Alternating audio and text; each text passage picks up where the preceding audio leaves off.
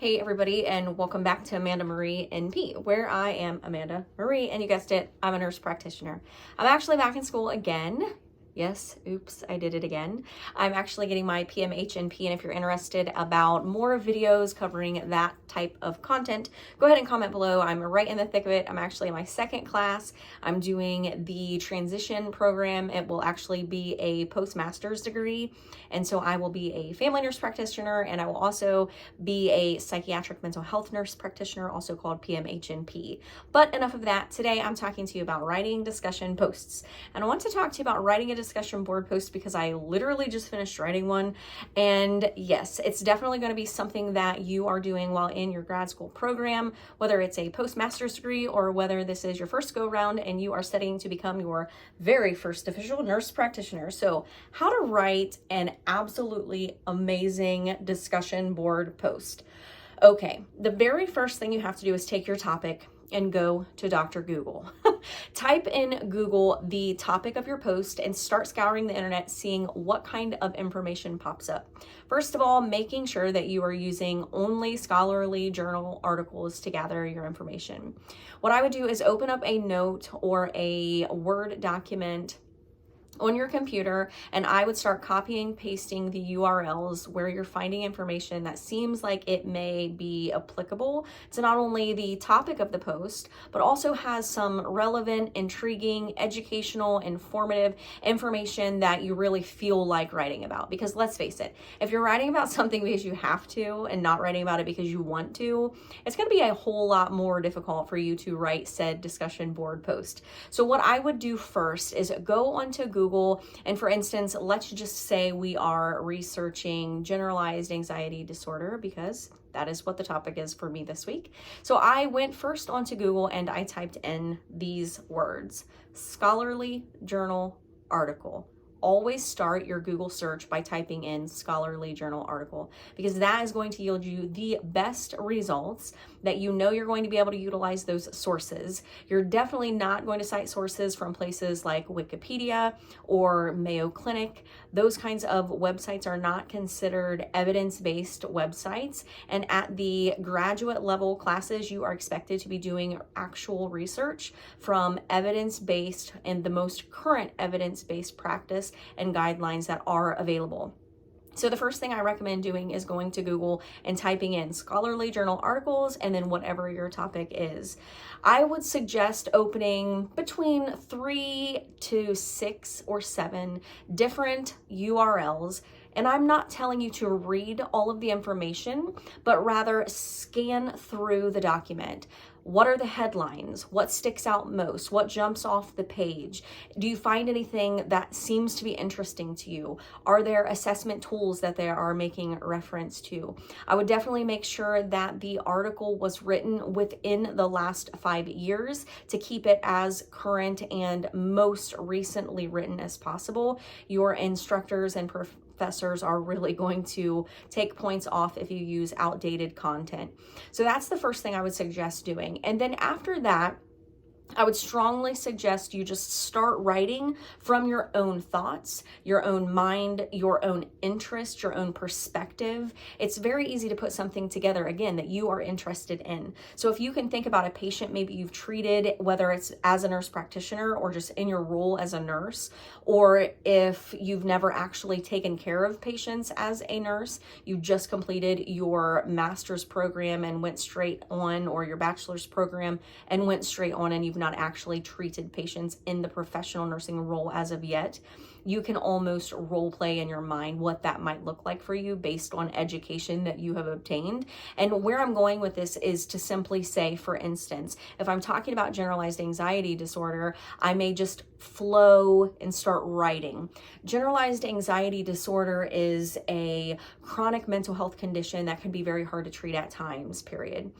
And I would also use a talk to text feature if you have that on your notes app, if you have that on your MacBook or your laptop, because I feel like things just kind of flow a little bit better when you're speaking them out loud. And then you can go back in and edit all of those grammar mistakes and misspellings and punctuations and things like that.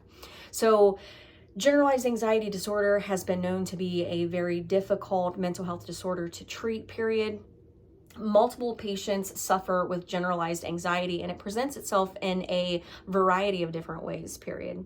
One of the ways that I have seen, and I typically never use the word I always refer to myself when I'm writing a discussion board post as this student. That's how I speak. So I would say this student has noticed in multiple patients over the last 5 years of treating patients in primary care, anxiety soaring at the top of the list of medical diagnoses that brings patients into the office setting on a quite frequent basis, period.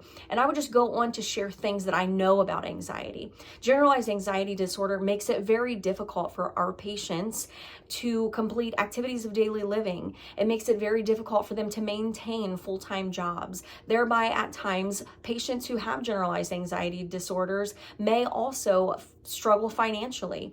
And you can just put these pieces together in your mind and just flow just as if you're writing a story. This is going to make an amazing discussion board post. Why is this going to be the best, most thorough, detailed, inclusive discussion board post? It is because you are actually using one, evidence-based research information that is current, right? Two, you are telling a story.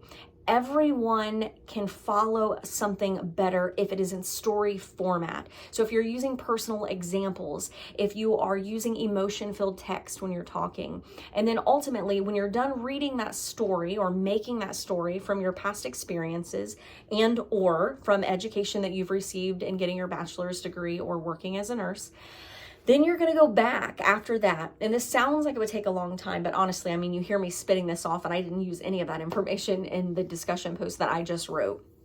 So after you're done, you're going to go back to some of those URLs. I would say at least pick 3 different sources that you're going to cite. More is definitely better. So I would say at least 3 different sources, and you're literally just going to scan through and you're going to find a statement that would be applicable to something that you've already shared. So for example, if you shared that about financial burdens and patients who suffer with generalized anxiety disorder, and maybe you didn't find anything like that already, go back over to Google and pull up a search engine box and just type in there scholarly journal articles regarding patients who suffer with anxiety and have financial burdens, period.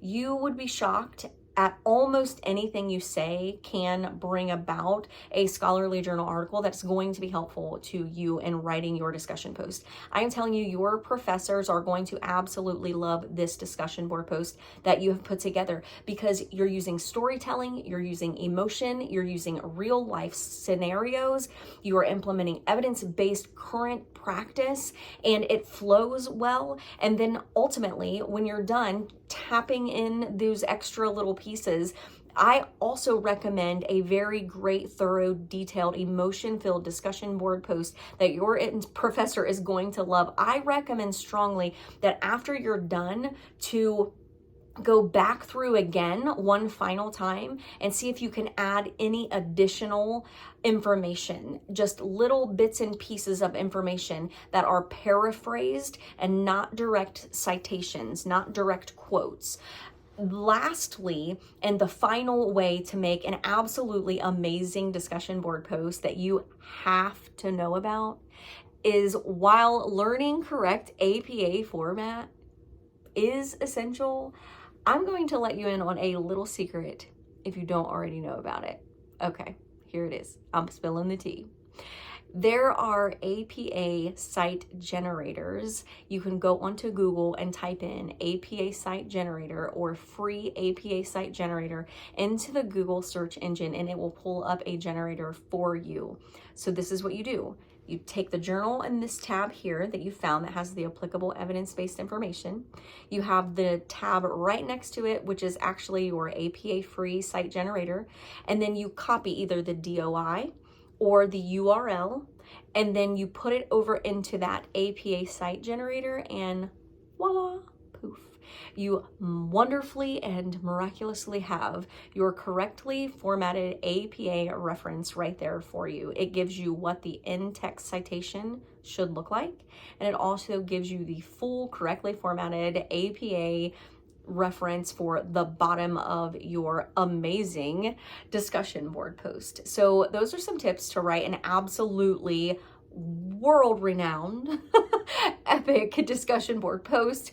Again, I'm right in the thick of my PMHNP nurse practitioner program. If you want to see more videos just like this one, where I share time-saving tips and tricks on how to write discussion board posts and complete your assignments with ease and with a breeze and not have to struggle your way through. I would love to help you, because that's what I do here on Amanda Marie NP. I help you reach all of your healthcare goals.